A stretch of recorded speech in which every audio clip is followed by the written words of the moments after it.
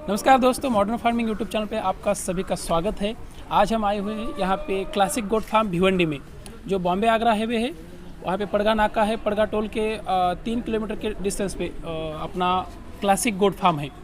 Location आपको Google map के ऊपर मिल जाएगा दोस्तों।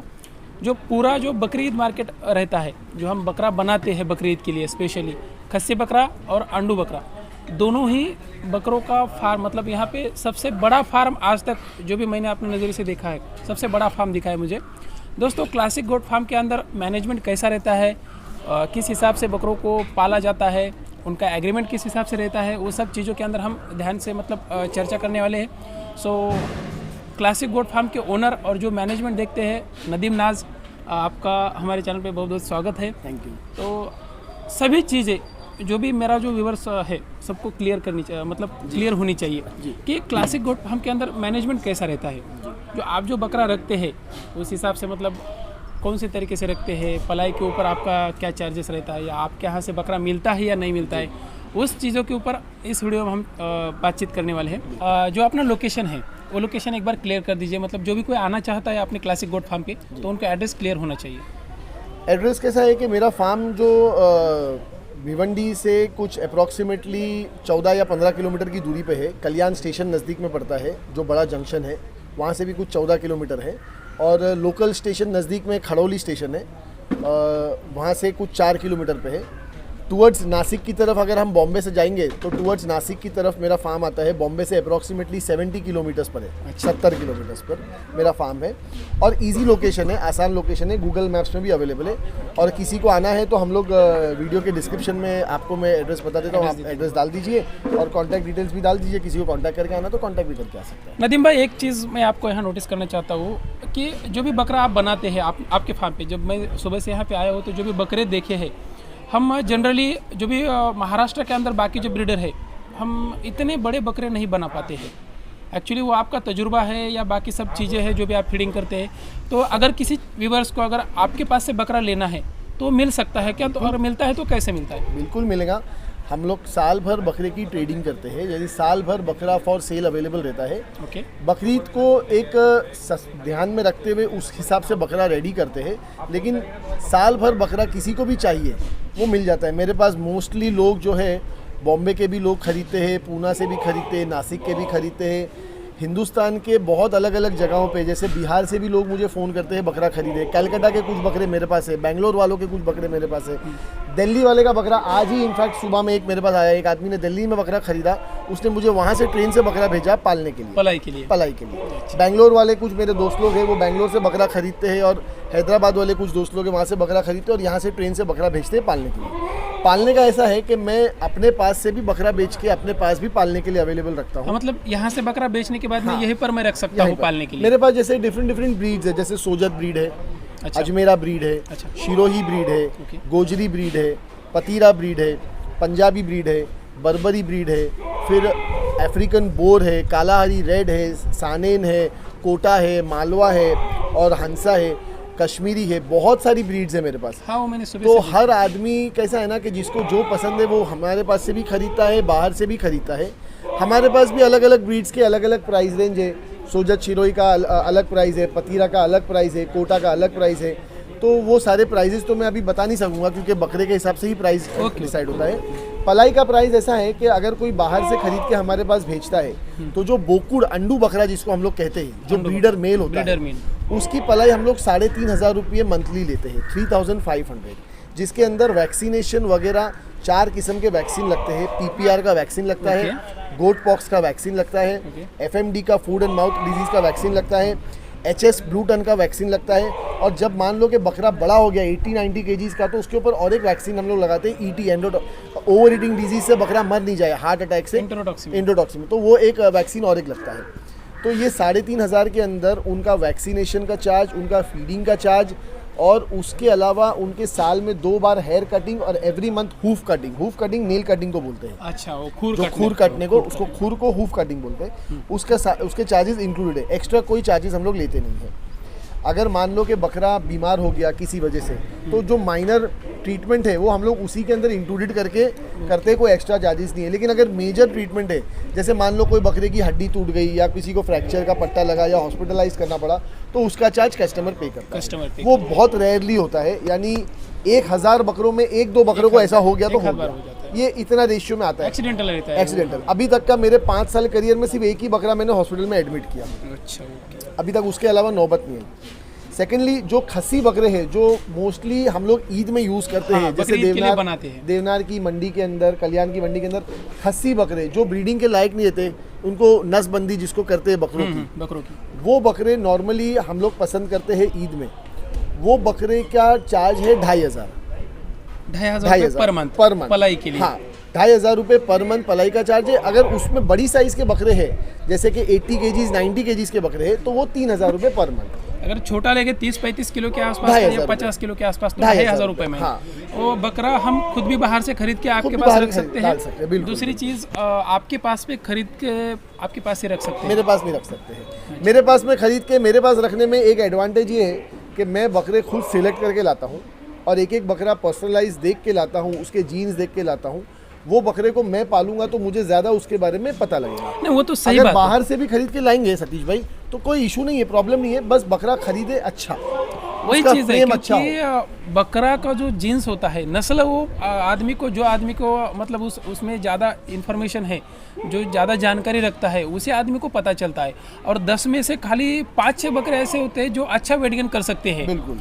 तो वो आदमी को पहचानने वाली नज़र होनी चाहिए। और आप इतने सालों से तजुर्बा रखे हैं, तो जो भी लोग लेना चाहते हैं, एक तो आपके पास में अगर पहचान में ऐसा कोई है तजुर्बे वाला तो उसके हाथ से खरीदे, या फिर अगर आपके पास से ये फार्म से भी खरीदा तो भी बिल्कुल बिल्कुल। हम लोग ट्रेडिंग भी करते हैं। जैसे अगर किसी फार्मर को कोई फार्म नया स्टार्ट कर रहा है, किसी को 10 बकरे 20 बकरे चाहिए, अच्छा। तो उसको होलसेल के रेट में भी हम लोग सप्लाई कर सकते हैं। मतलब वो उसका एज 3-4 महीने के 4 महीने मैं सजेस्ट करूंगा कोई भी फार्मर अगर बकरा ले रहा है तो मिनिमम 4 महीने 5 महीने के ऊपर का ही बकरा ले, क्योंकि 3 महीने 4 महीने तक तो उसको माँ का दूध पीना बहुत जरूरी है। जितना वो दूध पिएगा उतना ही उसके अंदर ग्रोथ होने की क्षमता बढ़ेगी, कैपेसिटी बढ़ेगी। सही बात है। माँ का दूध उसको नहीं मिलेगा तो उसकी ग्रोथ कहीं ना कहीं आगे चल के रुक जाएगी। तो 4 महीने 5 महीने के बाद का ही बच्चा ले, मान लो अबव 22-25 केजीज के ऊपर का ही बच्चा ले। दूसरी एक चीज़ आपको पूछना चाहूँगा नजीम भाई, एक बात ऐसी है कि जो भी महाराष्ट्र के अंदर अभी फार्म डेवलप हो रहे हैं, उसमें से ज़्यादातर लोगों को क्रॉस ब्रीडिंग करने की मतलब ज़्यादा उनको इच्छा होती है। तो एक नस्ल का बकरा उनकी बकरी के अंदर होना चाहिए। मतलब गावरान बकरी है या उस्मानाबादी बकरी उनके पास में है, तो वो सोचते हैं कि कोई तो भी अलग प्रजाति का बकरा अगर लेके आएंगे तो ब्रीडिंग करेंगे तो वेट गेन हो जाएगा। तो उसके लिए लोग प्रेफर करते हैं अफ्रीकन बोर, दूसरा सोजत, अपना बीटल, या फिर शिरोही में गुजरी भी कुछ लाते हैं, कुछ अजमेरा भी लेके आते हैं। तो क्या ये ठीक रहेंगे आपके हिसाब से? और दूसरी चीज़, अगर रहेंगे तो आपके फार्म में से वो दे सकते हैं क्या? मैं उस पर तो कुछ ज़्यादा बता नहीं सकूँगा, मैंने क्रॉस ब्रीड नहीं किया हूँ सतीश भाई। अच्छा। लेकिन मेरा ऐसा मानना है कि जैसे अगर सोजत बकरे अगर आप पालते हो, अच्छा। तो मेल भी सोजत का हो और फीमेल भी सोजत का ही हो, सही तो उसमें जो रिजल्ट आएगा, जैसे खूबसूरती आएंगी, कान की लंबाई आएंगी, फेस का स्ट्रक्चर आएगा, बॉडी का डेवलपमेंट आएगा, वो उसका ही उसके माँ और उसके बाप के ऊपर जाएगा और उसकी ग्रोथ अच्छी होगी। मैंने भी कहीं पर महाराष्ट्र में बहुत सारे फार्मों पर देखा हूँ कि उस्मानाबादी शिरोही को बोर से क्रॉस करते हैं। तो वो बकरे तो आज बन जाते हैं, लेकिन वो मतलब जैसी बनना चाहिए वैसे नहीं बनते। अभी आप खुद देखिए कि उन बकरों की कीमत क्या रहती है, और जो ओरिजिनल बोर है, जो बोर मेल और बोर फीमेल से जब बकरा जो बच्चा निकलता है, उनकी कीमत क्या रहती है। तो ओरिजिनल की कीमत ओरिजिनल ही रहेंगी और डुप्लीकेट की कीमत डुप्लीकेट, ऐसा मैं समझता हूँ। इसमें कोई हर्ज नहीं है कि कोई नहीं करे, अगर कोई करना चाहता है तो कर सके, मुझे कोई प्रॉब्लम नहीं है। लेकिन ओरिजिनल की कीमत हमेशा ओरिजिनल ही रहेंगी। जैसे अफ्रीकन बोर नहीं मिलेगी। हाँ, अफ्रीकन बोर की प्योरिटी जितनी ज़्यादा रहेंगी उतना ज़्यादा वो खूबसूरत होगा, उतना ज़्यादा वेट गेन करेगा, उतनी हाइट उसकी छोटी रहेगी, वही उसकी खूबसूरती है। बराबर। अब सोजत के अंदर जैसे ये बकरा है, पीछे वाला? ये बकरा हम लोग देख रहे हैं, तो अगर ये बकरे की कान की लेंथ, उसका बदन का फ्रेम, उसकी सींग, उसका फेस वो सोजत में ही अच्छा है। अगर इसको बोर से क्रॉस करेंगे तो उसका स्ट्रक्चर खराब पूरा खराब हो जाएगा, वो तो ये दिक्कत मेरा मानना है। बट कैसा है, ये लोगों के अंदर थोड़ा सा है कि कटिंग मार्केट के लिए जो भी देना है, तो सोजत तो कटिंग मार्केट के लिए नहीं दे सकते नहीं जा सकते, नहीं। तो लोगों को कैसा गावरान या उस्मानाबादी बकरी का जो बकरा है, कटिंग मार्केट के लिए तो मेरे हिसाब से फिर बोर से क्रॉस कराना बेटर है, क्योंकि बोर का वेट गेन प्रोसेस अच्छा है। हाँ उसीलिए, क्योंकि गावरान बकरे का वेट गेन नहीं मिलता है लोगों को। नहीं, तो मैं ईद पर्पस के हिसाब से, अगर किसी को ईद पर्पस के हिसाब से फार्म चालू करना है या खोलना है, तो उसके हिसाब से बेटर ये है कि अच्छी ब्रीड ले, कम ले लेकिन अच्छा पाले।